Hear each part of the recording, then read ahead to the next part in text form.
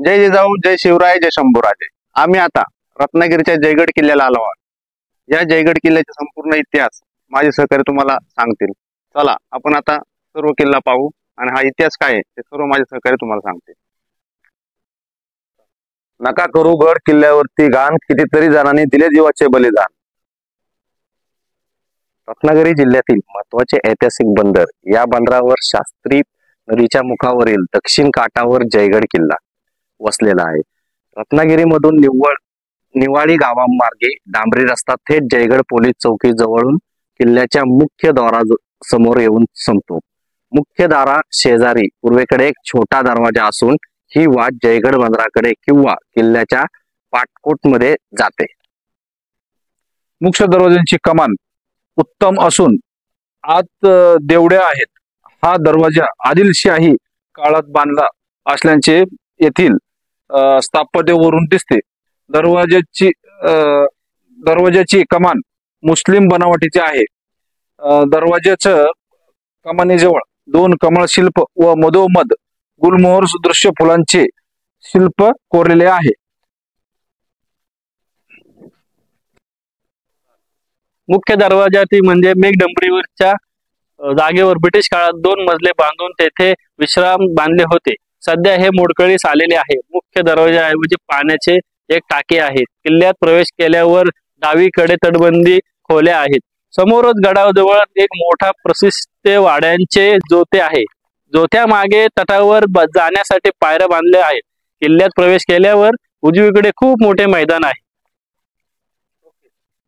व त्यात अनेक वास्तू दिसून येतात। पुढे उत्तरेकडील एक मोठे 3 मजली वास्तू दिसून येते। या मागे एक जोते शेजारचे मोठ्या बांधीव तलाव आहे। तलावाला लागूनच गणेश मंदिर आहे।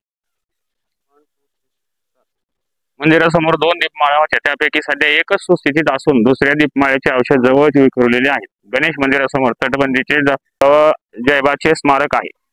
मंदिरासमोरील तटावर जाण्यासाठी पायऱ्या आहेत। मंदिराच्या मागे वायव्येला एका मोठ्या वाड्याची वास्तू आहे। या वाड्याचे दगडातील दरवाजे आजही कसेबसे तग धरून आहेत। एका दरवाजाजवळ वरील गणेशपट्टी सुस्थितीत असून दुसऱ्या दरवाजाचे कमान पडण्याच्या स्थितीत आहेत। वाड्याच्या मागील एका बाजूस ब्रिटिश काळात बांधलेला एक विश्रामगृह आहे। 3 मजली इमारती मागे व विश्रामगृहाच्या जवळ 2 विहिरी आहेत। दोन्ही विहिरीत बारमाही पाणी असते। ही इमारत व विश्रामगृह यामधून पुढे उत्तरेकडे किल्ल्यांचा दुसरा दरवाजा दिसून येतो। या दरवाजाने देवड्याची जागा लांब लांब खोल्या आहेत। दरवाजातून बाहेर पडताना 3 कमानीच्या पायऱ्या मागे बाहेर पडावे लागते। या दरवाजात खूप झाडे वाढले आहेत असल्यामुळे दरवाजावरील द्वारशिल्प आहेत का नाही हे निश्चित सांगता येत नाहीत। दरवाजाजवळील तटबंदीत खोल्या बांधलेल्या आहेत।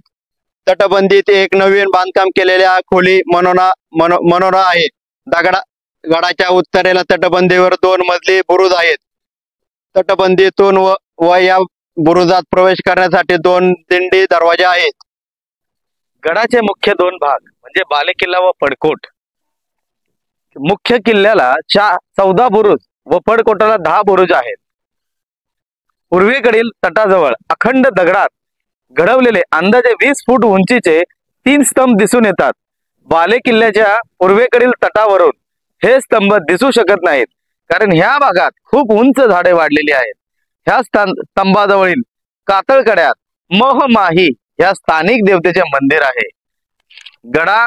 गडातील कामायुक्त असलेल्या दरवाजातून एक मोठी वाट जयगडच्या षटकोटात जाते। ह्याच वाटेवर बुर्जावर त्रिकोणाकृती भागात बंदीचे अवशेष आहेत। पडकोटामध्ये खाडीजवळ म्हणजे ही दिसते ती पूर्ण खाडी आहे। एक 10 बुरुज बांधलेले आहेत। बाले किल्ल्यापासून पडकोटात जाताना मोठा उतार आहे। सध्या पडकोटात जयगड गाव वसलेले असल्यामुळे पडकोटातील बुरुजांच्या व्यतिरिक्त इतर अवशेष दिसू शकत नाही। किल्ल्याच्या बांधकामाच्या पद्धतीवरून जयगड हा किल्ला विजापूरकरांनी बांधला असावा असे वाटते। सन 1578 ते 80 च्या दरम्यान जयगड संगमेश्वर येथील नायकांनी आदिलशाहकडून किल्ला हा जिंकून घेतला. त्यानंतर किल्ला घेण्याचे विजापूरकरांनी अनेक प्रयत्न केले, पण त्यांना तो कधीच घेता आला नाही. मराठ्यांच्याकडे किल्ला केव्हा आला याबद्दल निश्चित माहिती मिळत नाही. तथापि जयगडच्या बालेकिल्ल्याच्या बांधकाम छत्रपती शिवाजी महाराजांच्या काळात झाले असावे असे काही अभ्यासकांच्या मते. 1695 मध्ये हा किल्ला कान्होजी आंग्रे यांच्याकडे होता. साताऱ्याचे छत्रपती शाहू महाराज व कान्होजी आंग्रे यांच्यात झालेल्या चर्चेमध्ये बाळाजी विश्वनाथ भट यांनी कान्होजींना छत्रपती शाहू महाराजांच्या पक्षात आणले. छत्रपती शाहू महाराजांनी कान्होजींचे 10 किल्ले व स्वतःकडील 6 असे 16 किल्ले सरकेल हा किताब कान्होजी आंग्रे यांना बहाल केला. शेवटपर्यंत हा किल्ला आंग्रेंकडेच राहिला. कान्होजी आंग्रे यांनी सन 1724 मध्ये जयगड बांधला असा उल्लेख आंग्रे शिवकालात येतो, पण तो सुसंगत वाटत नाही. कान्होजी आंग्रे यांच्या काळात गडाची दुरुस्ती झाली असावी. सकोजी आंग्रे यांच्या दिनांक 15 सप्टेंबर 1729 पत्रव्यवहारात जयगडचा किल्लेदाराचा उल्लेख येतो. 1733 ची मराठ्यांची सिद्धी विरुद्ध जंजिरा मोहीम ज्या एका हत्तीच्या वादामुळे झाली, तो सिद्धीचा हत्ती आंग्रेंच्या संगमेश्वर येथील चौकीवर अडवला होता आणि पुढे तो हत्ती काही काळ जयगड किल्ल्यामध्येच आणून ठेवण्यात आला. 9 एप्रिल 1734 रोजी संभाजी आंग्रे विजयदुर्ग किल्ल्यावरून जयगडावर आल्याची माहिती मिळते.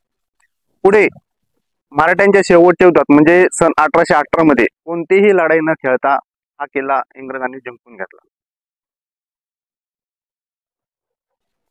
गड किल्ले स्वच्छ, सुंदर आणि प्लास्टिक मुक्त ठेवा.